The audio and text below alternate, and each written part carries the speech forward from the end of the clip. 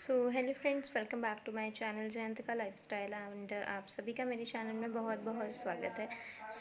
अभी जैसा कि आप सभी जानते हैं कि गणेश पर्व शुरू होने वाला है, गणेश चतुर्थी आ रही है और गणेश चतुर्थी 22 तारीख को होगी। तो उससे पहले राहु काल ज़रूर देख लीजिएगा, राहु काल पता कर लीजिएगा। और राहु काल का समय जो रहेगा वो सुबह 9:05 से लेकर सुबह के 11:30 तक रहेगा। तो इस बीच में आप कोई भी नया काम मत कीजिएगा। अपनी गणेश जी की मूर्ति की स्थापना या तो इस समय से पहले कर लीजिएगा या फिर इस समय के बाद में। तो राहु काल में कभी भी, क्योंकि हम नई चीज़ की शुरुआत नहीं करते हैं तो इसलिए तो सबसे अच्छा मुहूर्त जो रहेगा वो सुबह 6 बजे से लेके और सुबह के 8:40 तक का रहेगा। तो कोशिश कीजिएगा कि आप इसी बीच में अपनी पूजा रख लें। गणेश चतुर्थी जो होता है, गणेश चतुर्थी के दिन गणेश जी की स्थापना की जाती है। लोग अपने घर में लेके आते हैं इनको और 10 दिन का ये पर्व होता है। लोग कोई कोई इसे 10 दिन रखते हैं, कोई लोग 4 दिन या 5 दिन, कोई एक दिन भी गणेश जी को अपने घर में लेके आते हैं। जिनकी जैसी श्रद्धा और भावना होती है वो उस हिसाब से ही पूजा करते हैं। तो आपकी जितने दिन की भी श्रद्धा हो, जितना भी आप कर सकते हैं उनकी पूजा अर्चना, उनकी सेवा भाव से उनको लेके आइए, गणेश जी का पूजन कीजिए ताकि गणपति जी का जो आशीर्वाद है वो आप लोगों के ऊपर बना रहे। तो जो गणेश भगवान जी हैं, गणपति भगवान जी जो हैं, उनको गणेश चतुर्थी के दिन लेके आते हैं और 10वें दिन यानी कि अनंत चतुर्दश वाले दिन में उनको विसर्जित किया जाता है। तो ये जो 10 दिन का महापर्व है वो पूरे ही भारतवर्ष में बहुत ही हर्षोल्लास के साथ में मनाया जाता है और इसकी बहुत ही ज़्यादा जल्दी तैयारियां भी शुरू हो जाती हैं। आप अभी इस टाइम पे जाएंगे अगर बाहर तो आपको चारों तरफ देखने को मिलेगा कि गणेश जी की मूर्तियाँ इतनी ज़्यादा मिल रही हैं इस समय। और वो अलग से ही इसका एक जो माहौल होता है वो बहुत अपने ऊपर एक बहुत ही पॉजिटिविटी लेके आता है। तो हमारे वैसे भी हिंदुओं के जो फेस्टिवल्स होते हैं वो बहुत बहुत ही ज़्यादा बहुत ही इम्पोर्टेंट होते हैं। तो मैं आप लोगों से यही बस एक विनती करूँगी कि इस बार, अगर आप इस बार नहीं, आप हर बार जब भी लेके आते हैं तो आप इको फ्रेंडली गणपति जी ही लेके आइए ताकि जो हमारी नदियाँ हैं वो भी हमारी गंदी ना हो, दूषित ना हो। आप गणपति जी को स्थापित कीजिए और बाद में उन्हें जल में ही विसर्जित कीजिए अपने घर पे, ताकि आप अगर विसर्जित भी कर देंगे ना तो जो उनके वो घुल जाते हैं बहुत जल्दी पानी में।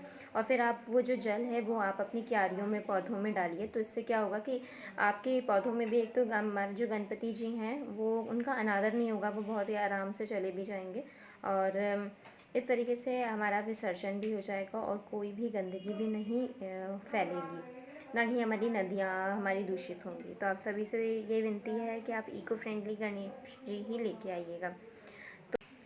गणेश चतुर्थी के दिन में हम गणपति जी को लेके आते हैं अपने घर में और उनकी स्थापना करते हैं। आपको जितने दिन भी आप रखना चाहें, उनकी सेवा करना चाहें, आप उतने दिन के आप एक संकल्प कीजिए अपने मन से कि आप 2 दिन, 1 दिन, 5 दिन, 3 दिन, जितने दिन भी आप रखना चाहते हैं उन्हें घर पे लेके आइए। और ये मान्यता के साथ में कि जब भी वो जाएँ तो वो आपकी जाते समय आपके जो भी मनोकामना है उन सभी चीज़ों को पूरा करके जाएँ और वो उनका अपना आशीर्वाद आपको और आपके परिवार के सभी सदस्यों को दे के जाएँ। तो गणेश चतुर्थी वाले दिन देखना भी वर्जित किया गया है। चंद्रमा देखने से दोष लगता है। आपने इसकी कहानियाँ भी बहुत सुनी होंगी। तो इस दिन चंद्रमा देखा नहीं जाता है। दूसरी चीज़, गणेश जी की जब हम स्थापना करते हैं तो हमें गणेश चतुर्थी वाले दिन सुबह सुबह स्नान करके स्वच्छ साफ़ सुथरे बिना कटे फटे कपड़े पहनने चाहिए। उसके बाद में अक्षत के साथ में आप एक रंगोली बनाइए, रंगोली या फिर हम बोलते हैं ना आटे के चूरन से एक रंगोली बनती है, तो वो बनाइए। उसके ऊपर पाटा रखिए, फिर कपड़ा रखिए। कपड़ा आप हरे रंग का या लाल रंग का, पीले रंग का, जैसा भी आपके घर में अवेलेबल हो आप वो रखिए और उसके ऊपर अक्षत रख के आप गणेश जी की मूर्ति को स्थापित कीजिए। उसकी बाहिनी ओर आप अक्षत रखिए। एक मुट्ठी अक्षत के ऊपर आप पानी से भरा हुआ लोटा कलश का, तांबे का रखिए और उसके ऊपर एक कटोरी में आप आटा रख सकते हैं। आटे के साथ आप चावल भी रख सकते हो और उसके ऊपर एक दिया रखिए। तो इस तरीके से आपका कलश हो गया तैयार। गणेश जी का चिन्ह बनाइए। गणेश जी का चिन्ह स्वास्तिक होता है, तो कलश के ऊपर आप स्वास्तिक का चिन्ह बनाइए। सबसे पहले आप गणेश जी का संकल्प करते हुए आप सबसे पहले कलश की आप स्थापना किया, आप कलश की पूजा कीजिए। कलश की पूजा करने के बाद आप गणपति जी को पान, सुपारी, जनेऊ, पूजा फल, मोदक, जो भी आप सामग्री लेके आए हैं वो सब उनको अर्पण कीजिए। तो गणेश जी की दाईं और बाईं तरफ आप एक एक सुपारी रिद्धि और सिद्धि माता के रूप में आप रखिए और इसके बाद में गणेश जी की स्थापना की पूजा की। तो मूर्ति रखने के बाद में आप जो गणेश जी हैं, आप सबसे पहले कलश की पूजा कीजिए। कलश की पूजा करने के बाद में आप सबसे पहले दूर्वा से आप गंगा जल से छिड़काव कीजिए। फिर चंदामृत का आप उसमें भोग लगाइए। चंदामृत का भोग लगाने के बाद में फिर आप उसमें अक्षत, फूल, माला और आपके आप जो भी अपने भोजन बनाया उनके प्रसाद के लिए वो चढ़ाइए, उनका भोग लगाइए और मोदक बनाइए। मोदक अगर नहीं है तो मिठाई का या मीठे का भोग लगाइए। तो जब आपकी ये सब चीज़ें चाहिए, एक घी का दीपक जलाइए। घी का दीपक जलाने के बाद में एक सुगंधित धूप अगरबत्ती जलाइए और ये सब से पूजा कीजिए।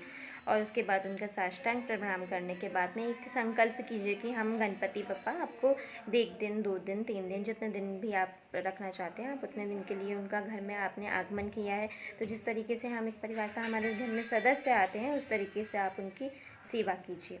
और साष्टांग प्रणाम करने के बाद में उनसे मांगिए कि आप जो भी कोई भूल चूक हुई हो आप उसे क्षमा कीजिए और आप पूरी श्रद्धा भाव से उनकी सेवा करेंगे। तो आपको मेरी वीडियो कैसी लगी प्लीज़ मुझे सब्सक्राइब ज़रूर कीजिएगा और बताइएगा ज़रूर।